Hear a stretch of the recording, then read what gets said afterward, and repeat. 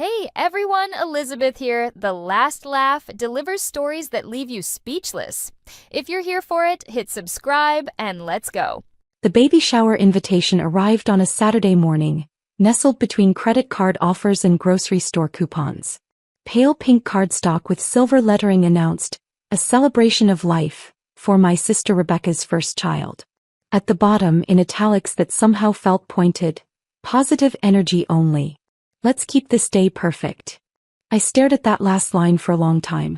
In our family's vocabulary, positive energy had become code for, "Don't mention anything Rebecca finds uncomfortable," which over the past 2 years had grown to include my entire existence. My phone buzzed. "Cousin Jennifer, so excited for tomorrow. Everyone's coming early to help set up. See you at 10. I didn't respond.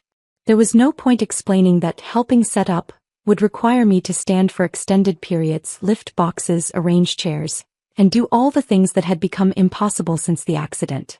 2 years ago, a distracted driver ran a red light and T-boned my car. The impact compressed my spine, shattering the L4 and L5 vertebrae. 3 surgeries later, I had titanium rods, 8 screws, and a bone graft holding my lower back together. Dr. Brennan, my spinal surgeon, had been clear. The fusion was holding, but the hardware was still integrating. Any significant impact or twisting motion could dislodge the screws or crack the graft. Recovery would take a full year, possibly longer. That was 8 weeks ago. My most recent surgery to correct complications from the first 2 procedures. But my family had stopped listening to medical explanations around month 6. To them, wheelchairs and limitations were choices. Weakness. Trauma. Other people recover from car accidents, my mother had said during Christmas dinner, her voice sharp with disappointment. They don't make it their entire personality. Rebecca had been worse. My younger sister by 3 years, she'd always been the golden child. Beautiful, successful, married to a corporate lawyer. My accident had inconveniently coincided with her engagement, and she'd made it clear that my medical needs were overshadowing her important life events. "I'm not saying you're faking," she told me after her wedding, where I'd watched from a wheelchair at a back table. "I'm saying you're not trying hard enough. Mind over matter, you know? Maybe if you focused less on your limitations and more on healing, you'd actually get better." Now she was 7 months pregnant, glowing with that effortless perfection she'd always possessed, and I was the damaged older sister who refused to just get over it. I almost didn't go to the shower. But Dr. Brennan had encouraged me to maintain family connections when possible.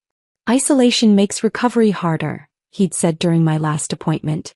"Social support matters. Just be smart about your boundaries." So I'd agreed to attend. Not to help set up. Just to be there for the gift opening, then leave. What I didn't tell Dr. Brennan was that I'd invited him as my +1. It wasn't unusual. He'd suggested months ago that having a medical professional present at family events might help them understand my limitations weren't psychological.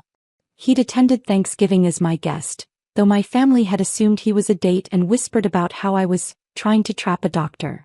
But Dr. Brennan wasn't just being kind. He was documenting. After my mother had tried to force me to walk upstairs at that Thanksgiving dinner, resulting in a pain flare-up that required emergency medication, he'd started keeping detailed records of my family's well-meaning interventions. "What they're doing could be classified as medical abuse," he told me quietly in his office. "Forcing someone with spinal hardware to perform activities against medical advice, hiding or discouraging medication, dismissing documented pain. These aren't harmless. They're dangerous." I'd thought he was overreacting. But I'd said yes when he offered to come to the baby shower. Just in case. The shower was held at my aunt's house, a sprawling colonial with a perfectly manicured lawn and a backyard made for Pinterest photos. When Dr. Brennan and I arrived at 2 p.m., the time listed on the invitation, cars already lined both sides of the street. "They started early," I said quietly as Dr. Brennan retrieved my wheelchair from the trunk. "Without telling you."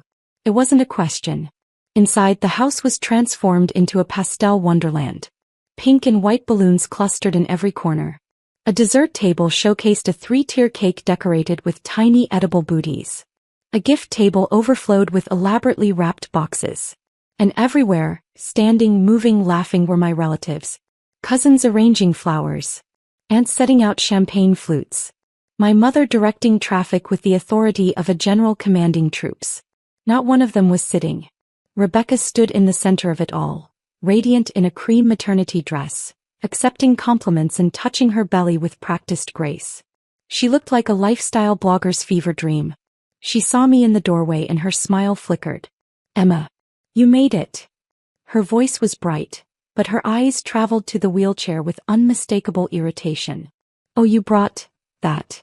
My mobility aid?" I kept my voice neutral. "Yes.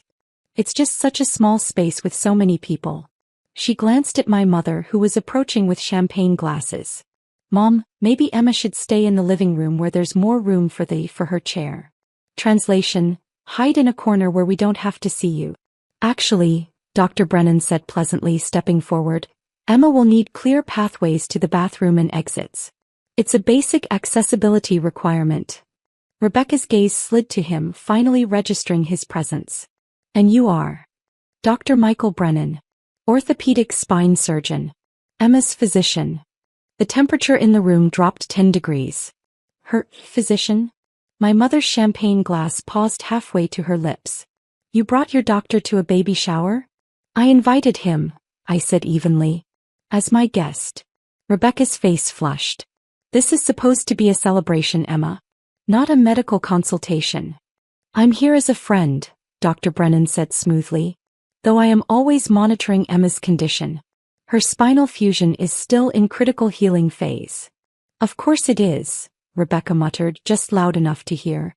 "Everything is always critical with Emma." Cousin Jennifer appeared with a tray of appetizers. "Emma, come sit." "Oh." She looked at the wheelchair, then at the crowded seating area where folding chairs were packed tightly together. Maybe you could just stand for a bit? Just while we're doing games." "She can't stand," Dr. Brennan said before I could respond. "Not for extended periods. Her L4-L5 fusion." "We know about the fusion," my mother interrupted, her voice sharp. "We've all heard about the fusion. Multiple times." "Apparently not enough," Dr. Brennan replied, his tone still pleasant but his eyes hardening. "Or you'd have provided accessible seating." An uncomfortable silence spread through the room.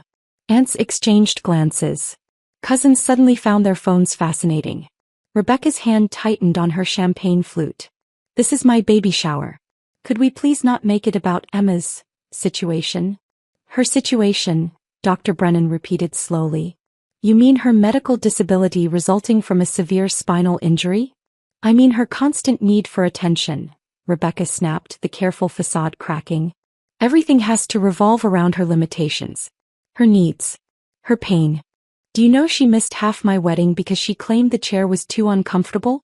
That she left my bachelorette party after an hour because she was too tired? That she's made my entire pregnancy about her recovery timeline?" The room had gone completely silent now. Everyone stared. "Rebecca," I said quietly, "that's not fair. Isn't it?"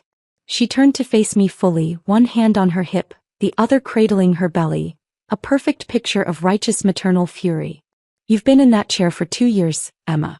2 years. At some point you have to wonder if she's actually trying to get better or if she just likes the sympathy." My hands gripped the wheelchair armrests. "You think I like this? I think you like being the center of attention." Rebecca's voice rose. "I think you like making everyone accommodate you, walk on eggshells around you, rearrange events for you. And honestly, I think a lot of it is in your head." "Rebecca." My mother's voice held a warning, but it was weak. She wasn't disagreeing. None of them were. Dr. Brennan stepped slightly in front of my wheelchair. "Mrs. Chambers, what you're suggesting is not only medically inaccurate, it's—" "With all due respect, doctor," my Aunt Carol interrupted, her voice dripping with false sweetness, "we've known Emma her whole life. We know when she's being dramatic. She's always been sensitive. Overly emotional," another aunt agreed. "She cried when she didn't make cheerleading," Cousin Jennifer added. "In high school." "This isn't about cheerleading," I said, my voice shaking now. "This is about a spinal injury that required 3 surgeries and you've milked it for everything it's worth," Rebecca finished. "Honestly, Emma, everyone's getting tired of it.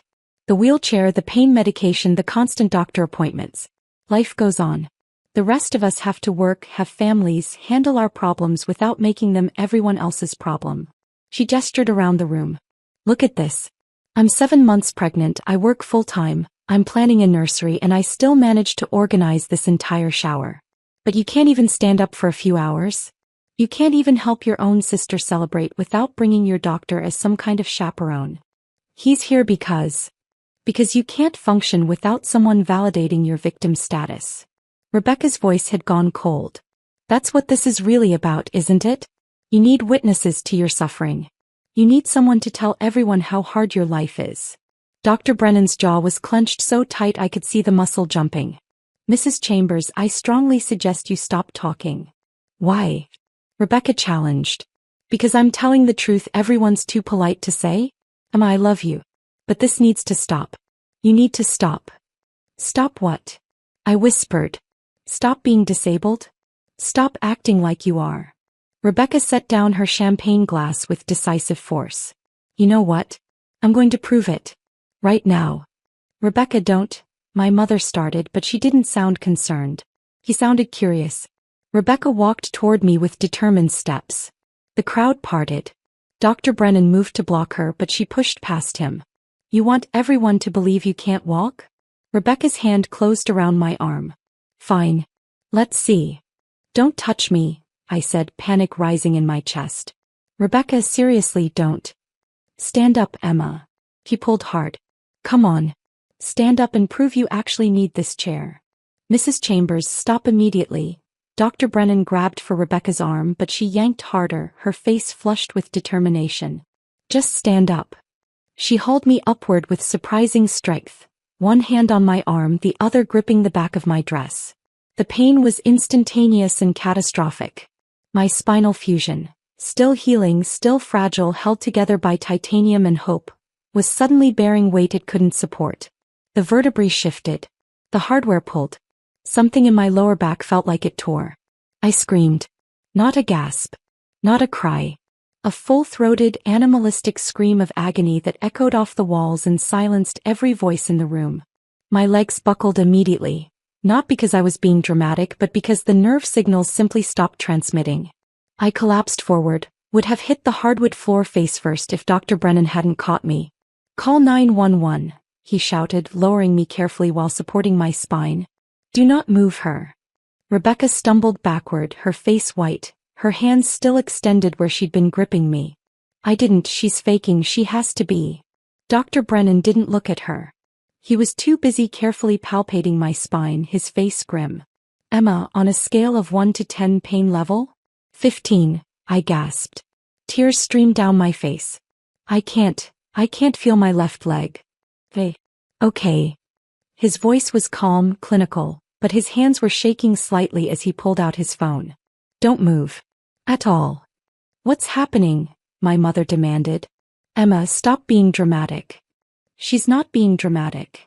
Dr. Brennan's voice could have cut glass. Your daughter just forcibly moved a patient with a healing spinal fusion. Emma, can you wiggle your toes? I tried. My right foot responded weakly. My left foot was silent. Right foot barely. Left foot no. Dr. Brennan closed his eyes briefly. When he opened them, his professional mask was back in place, but underneath it I could see fury. He turned to Rebecca, still holding his phone to his ear. Mrs. Chambers, what you just did could have permanently paralyzed your sister. I didn't, she's always, Rebecca's voice broke. She's fine. She's faking. She has to be faking. She's not faking. Dr. Brennan's finger swiped across his tablet screen, which he'd somehow retrieved from his jacket. He turned it to face the room. These are Emma's postoperative x-rays from 8 weeks ago. Do you see these? These are titanium rods stabilizing her L4 and L5 vertebrae. These are surgical screws. This is a bone graft. This hardware is holding her spine together while it heals. He swiped to another image. This is what a healthy fusion looks like after 6 months. The bone has integrated. The hardware is stable. The patient can return to normal activities. Another swipe. This is Emma's spine as of 2 weeks ago. See this gap? The fusion isn't complete. The bone graft is still vulnerable. Any significant force, any twisting motion, Any sudden weight bearing could dislodge the hardware or crack the graft. He looked up at Rebecca, his eyes cold. What you just did was apply sudden, forceful traction to an unstable surgical site. Do you understand what that means? Rebecca shook her head mutely. It means you may have just undone 3 surgeries. It means your sister may need emergency intervention. It means she could face permanent nerve damage, chronic pain, or paralysis. His voice was perfectly level, perfectly professional, perfectly devastating. And it means what you did constitutes assault. Assault, my mother gasped. That's ridiculous. She's her sister. She was just trying to help. Help. Dr. Brennan's laugh was bitter. By forcibly moving a disabled patient against medical advice? By ignoring her explicit protests? By physically lifting someone with documented spinal instability? He swiped his tablet again. A video played, the baby shower from just moments ago. His phone had been recording. On screen, Rebecca grabbed my arm. I said clearly, "Don't touch me." "Rebecca, seriously, don't." Then the pull. The scream. The collapse. "That's video evidence of assault on a disabled person," Dr. Brennan said quietly. "I recorded it because I've been documenting this family's treatment of Emma for months. This is just the culmination." The room erupted. "You've been recording us? Without permission? That's illegal." "Actually," Dr. Brennan said, raising his voice, "in this state, single-party consent laws mean I can legally record any conversation I'm part of. And as Emma's physician, I'm a mandated reporter. Which means I'm legally required to report suspected abuse or neglect of a vulnerable adult." "Emma's not being abused," my Aunt Carol protested. "We're her family. We love her." "You love her." Dr. Brennan's voice was flat. "You love her so much you've spent 2 years dismissing her medical needs, forcing her into situations that cause pain flare-ups, suggesting her documented disability is psychological, and just now physically assaulted her in an attempt to prove she's faking." He looked around the room, making eye contact with each person. "That's not love. That's medical abuse. And I'm done watching it happen." Sirens wailed in the distance, growing closer. Rebecca sank into a chair, her hands covering her face. "I didn't mean to hurt her. I just wanted her to stop. To stop making everything about her. To stop being so broken." "She didn't choose to be broken," Dr. Brennan said, his voice softening slightly. "She was hit by a car. Her spine was shattered. She spent 2 years in surgery, physical therapy, and pain management. And instead of supporting her, you've made her recovery about your convenience."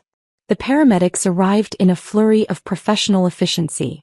Dr. Brennan briefed them quickly. "Post-op spinal fusion, forcible movement, pain level 15, partial loss of sensation in left lower extremity." They brought a backboard and a neck brace. They loaded me with excruciating care. As they wheeled me toward the ambulance, I heard Rebecca's voice, small and broken. "Emma, I'm sorry. I didn't know. I really didn't know." I didn't respond. I was too focused on the pain radiating through my spine, the terrifying numbness in my left leg, the possibility that everything Dr. Brennan had worked to repair might be destroyed. Dr. Brennan rode with me in the ambulance, holding my hand, monitoring my vitals. "You're going to be okay," he said quietly. "We'll do an MRI, assess the damage, figure out next steps. Pie family. Your family will be dealt with," he said firmly. "Right now, you're my only concern." At the hospital, everything moved fast. CT scan. Neurology consult. The ER attending looked at my films and swore softly. "Dr. Brennan, you need to see this." They huddled around a computer screen, pointing at images I couldn't see from the gurney. Their voices were low, professional, worried. Finally, Dr. Brennan returned to my side. His face was carefully neutral. "Emma, one of the screws shifted. Not displaced completely, but moved enough to destabilize the fusion. We need to go back in. Emergency surgery to reposition the hardware and stabilize the site." "Another surgery," I whispered. "Another surgery," he confirmed. "I'm sorry. If I'd gotten to her faster, if I'd stopped her before she pulled." "It's not your fault." My voice sounded distant to my own ears. "It's hers." "Yes," he said quietly. "It is."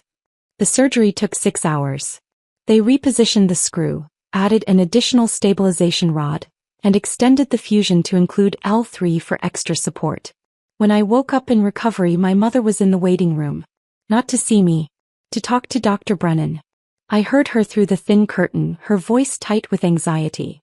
Doctor, what are the legal ramifications here? Rebecca didn't mean any harm. It was an accident. Surely the police don't need to be involved.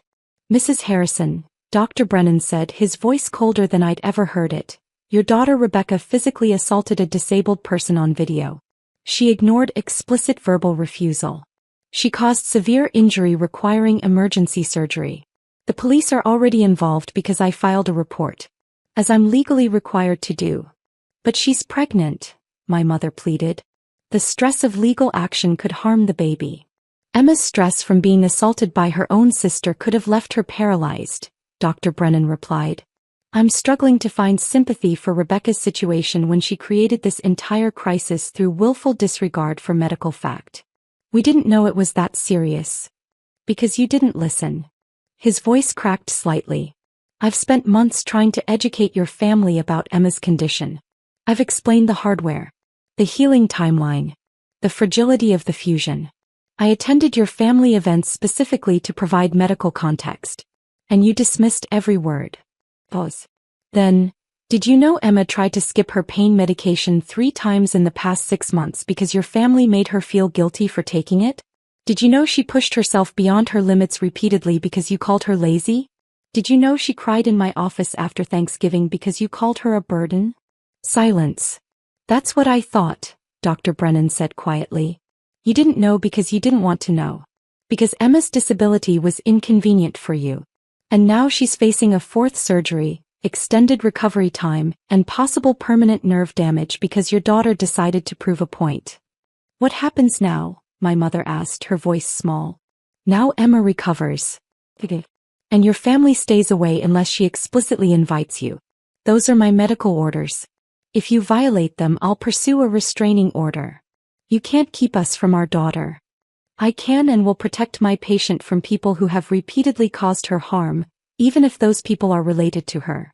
Dr. Brennan's footsteps approached the curtain. I suggest you leave, Mrs. Harrison. Visiting hours haven't started and you're not on Emma's approved visitor list. The curtain pulled back. Dr. Brennan looked exhausted, his surgical scrubs rumpled, his eyes shadowed. But when he saw I was awake, his face softened. Hey, how are you feeling? Like I got hit by a car again, I said. Then, because humor was the only thing keeping me from crying, except this time the car was my sister. He smiled faintly. Your sister is currently being interviewed by the police. The video was compelling evidence. Is she going to be arrested? That's up to the DA. But assault on a disabled person is a serious charge, especially with this level of documented injury. He pulled up a chair, sitting heavily. Emma, I need you to understand something. What happened today wasn't your fault. Not remotely. Not even a little bit. I shouldn't have gone, I said. I knew they didn't want me there. I knew. You had every right to attend your sister's baby shower, he interrupted firmly. You have every right to exist in family spaces. Your disability doesn't make you less deserving of inclusion. Their inability to accept your limitations is their failure, not yours. Tears spilled over. She said I was faking. In front of everyone. She said I liked the attention. She was wrong. Dr. Brennan's voice was gentle. And now she knows it. Along with your entire family. They watched you scream in pain. They watched you collapse. They watched paramedics load you onto a backboard. They saw the x-rays. The video. The emergency surgery. He leaned forward. Emma, sometimes people need their noses rubbed in reality before they'll accept it. Your family just got their noses thoroughly rubbed. Whether they learn from it is up to them. But you are done protecting them from the truth. What if they don't change? Then they don't get to be in your life. He said it simply as if it were obvious. Family is supposed to be your safe place. Your support system. If they can't be that, if they actively harm you, then blood relation doesn't obligate you to keep letting them hurt you. Is that your medical opinion? That's my opinion as someone who's watched you suffer for months because you kept trying to make them understand. His voice was rough. Emma, you are one of the strongest people I've ever treated. You've endured 3, now 4, spinal surgeries. Months of physical therapy. Chronic pain. Disability. And you've done it with grace and determination. He stood adjusting my fore. Your family's inability to see that strength is their blindness, not your weakness. Remember that. The legal process moved faster than I expected. The video was damning. Clear audio of me refusing, clear visual of Rebecca's forceful action, clear documentation of the immediate injury. The DA filed charges. Assault on a disabled person, reckless endangerment, and because the injury required surgery, aggravated assault. Rebecca pled down to reckless endangerment with a guilty plea. No jail time because of her pregnancy, but probation, mandatory anger management, and a protection order requiring her to stay 500 feet away from me for 2 years. My mother tried to negotiate a family meeting. Dr. Brennan declined on my behalf. My father sent a letter. I didn't open it. Cousin Jennifer posted on social media about both sides and family healing. I blocked her. What I did do was focus on recovery. This surgery was harder. The nerve damage in my left leg was slow to improve. Physical therapy was excruciating. Some days I wanted to quit. But Dr. Brennan was there for every appointment, every setback, every small victory. Not as my doctor, he transferred my primary care to a colleague to avoid ethical complications, but as something more. A friend. An advocate. Maybe something beyond that, though neither of us addressed it directly. 6 months post-surgery, I took my first steps with a walker. Shaky, painful, but steps. Dr. Brennan recorded it on his phone, then showed me the video. You're amazing, you know that? I'm walking 10 feet, I said. Babies do this. Babies don't do it with a titanium spine and nerve damage. He smiled. Give yourself credit. 8 months post-surgery, Rebecca's baby was born. A girl. 7 pounds 4 ounces. My mother texted me a picture. I didn't respond. I did, however, send a card to the hospital with a gift card for diapers. Not because Rebecca deserved my grace, but because her daughter deserved an aunt who was better than the family who raised us. A year post-surgery, I walked into Dr. Brennan's office without assistance. Just a cane. No walker. No wheelchair. His eyes went wide. Emma. I told you I'd do it, I said. He crossed the room in 3 strides and hugged me. Carefully, mindful of my back, but a real hug. I never doubted you. We stood there for a moment and I realized something. This man had seen me at my absolute worst. Screaming in pain. Crying in frustration. Broken and hurting and barely holding together. And he'd never once treated me like I was too much. Too difficult. Too broken. He just treated me like I was worth fighting for. Dr. Brennan, I said quietly. Weichel. I need to tell you something. What's that? Thank you. For everything.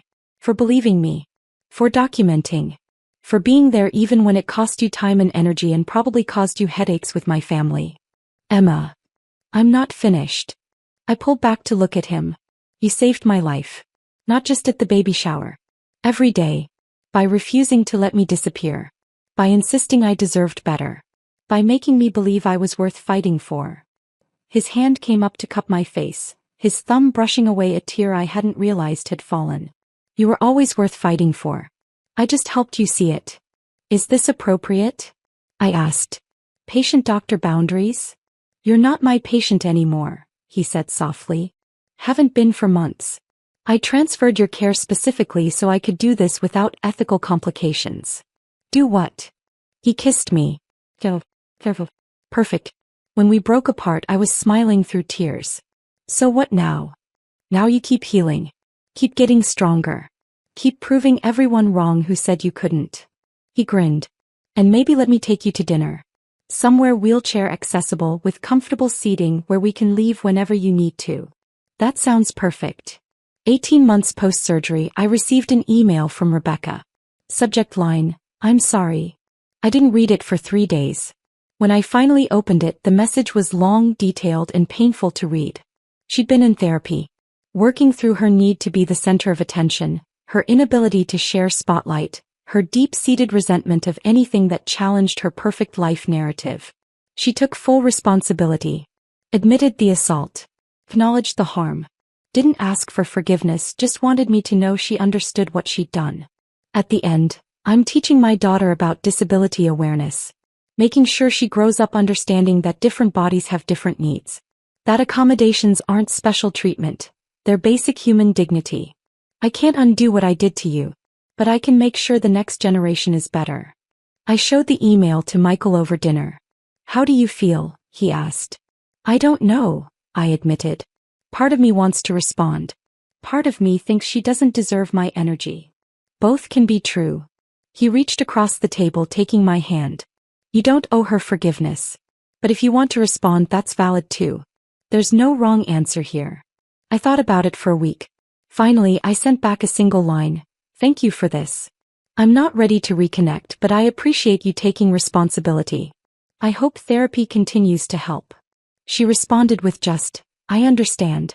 I'll be here if you ever are ready. That was 2 years ago.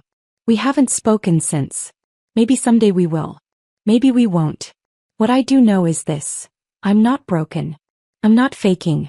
I'm not too much or too difficult or too anything. I'm a woman with a disability who survived her family's inability to accept reality. Who had a surgeon willing to fight for her when she couldn't fight for herself. Who learned that chosen family, Michael, my physical therapist, the support group I eventually joined, matters more than blood relation. My spine is titanium and bone and scar tissue. It's not perfect. It never will be. But it's mine. And it's strong enough to carry me forward. That's all that matters.